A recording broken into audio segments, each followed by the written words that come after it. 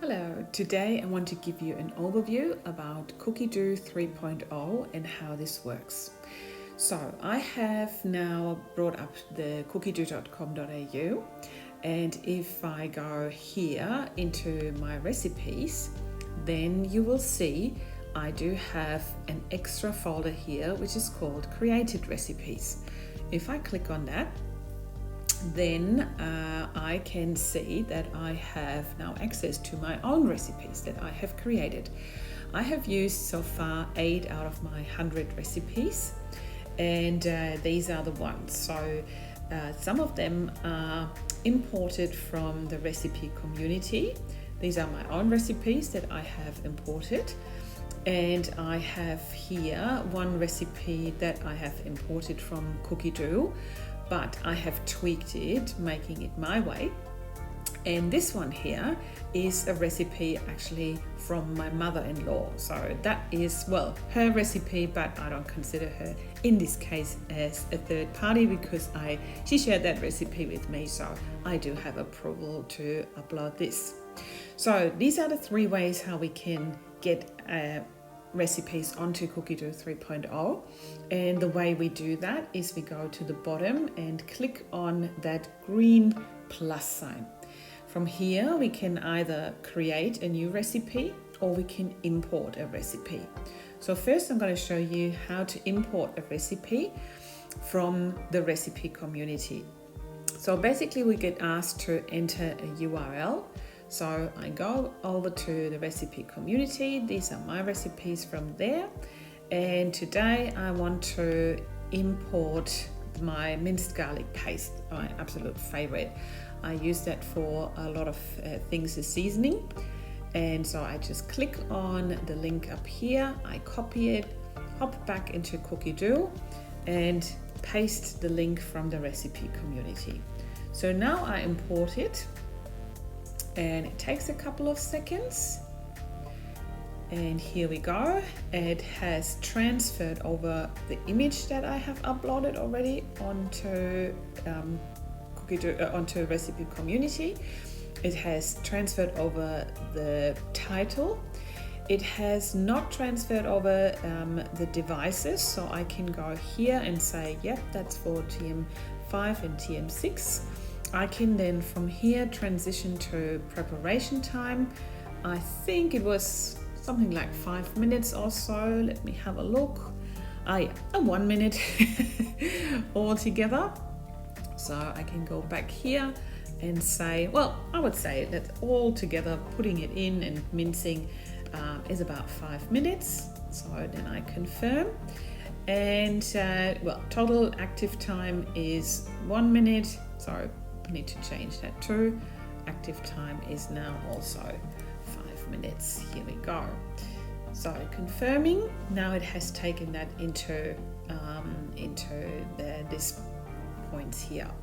So it has also transferred over the list of ingredients and the preparation steps. So now you can see it's all in one block. So now I want to edit this and also make it a little bit more overview. So as per recipe instructions, let's put all the listed ingredients into the bowl and mix for 1 minute on speed 6 until the paste has a paste consistency achieved. And here I can go and just press shift or enter, and it makes it basically, now it makes it 2 steps. So what I want to do here in the first step, I actually want the machine later to bring up the scales automatically and also put in the settings here automatically. So now I can just go here into the ingredients list, I go onto the scales, and it brings up the ingredients. So now I choose the first one, that's the peeled garlic, and I say add that to it. And say this. So now you can see it has added it to here. I add the next ingredient, so I say plus the mixed herbs, add them too, and confirm. And finally the last ingredient, which is the salt, adding that too, adding that to it, and that's it. So now I've got all the ingredients listed here. And now I also want to add the cooking settings. So I just go back up here, and now I want to put in, so I delete this here, 1 minute speed 6, and I leave my cursor there. So I go cooking settings, 1 minute. I don't need temperature in this case, but I could select it from here and select speed number 6. I could also here say go on reverse or go forward. So we want to go forward. And now you can see that in bold, the 1 minute in speed 6, telling me that it has added now the settings, and I can find that now also guided on my screen.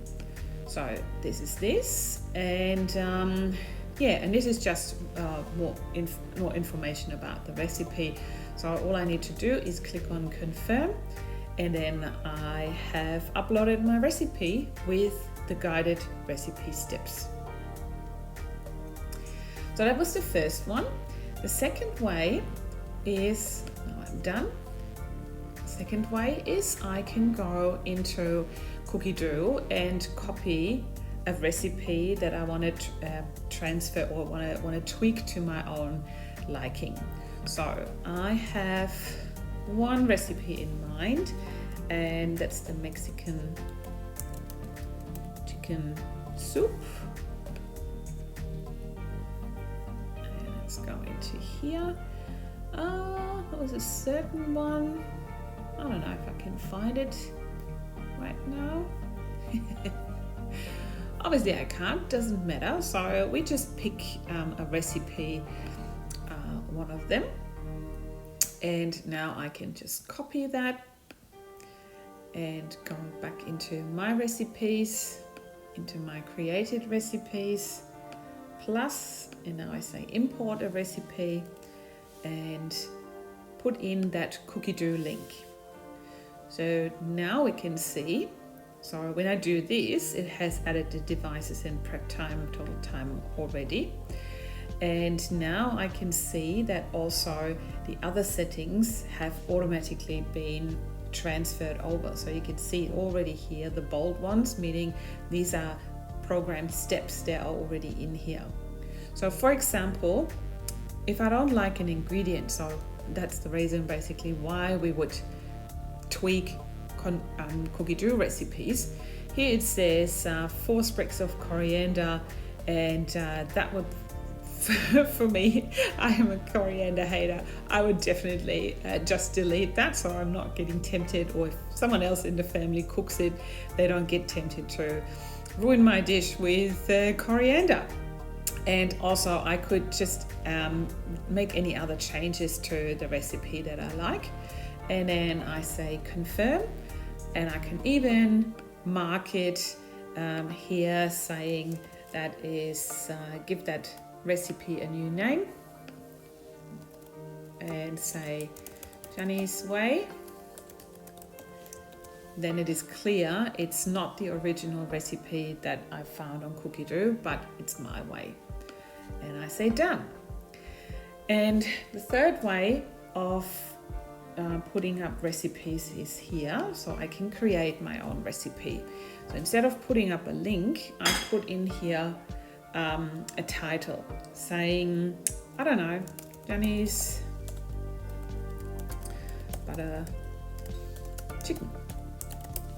Right, so I create it, give it a title, and now basically everything is blank. All right, so here I've got room to upload an image.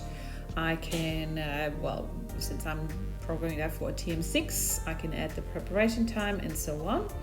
Now I can add the list of ingredients here. So I start with, let's say, 500 grams of chicken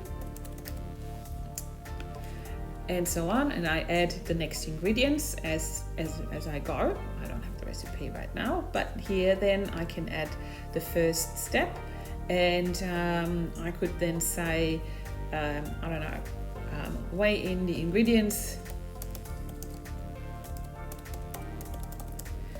and start cooking. All right, so just an example. So, and then I have the next step and so on and so on. And here again, I can add the ingredients that would be listed from the ingredients list here on the side. Okay, so that is basically it. When you say, here we go. So what you also can do is with your own recipes, you can add them to your weekly meal planner. So to your cook today, to my week. You can also add the list, the ingredients to your shopping list. You can also edit it, continue editing the recipe, and you can also delete a recipe. So I hope that answers your first of your questions on what to expect with cookidoo 3.0. Okay, so now I want to show you how this looks like to access your own recipes on your machine. Basically, you start going into my recipes like you usually would. And now again, you can see here that folder with the created recipes. And when you click on it, then all the recipes that you just saw, we have managed on our website, are here for you to choose. So in this case, let's go with the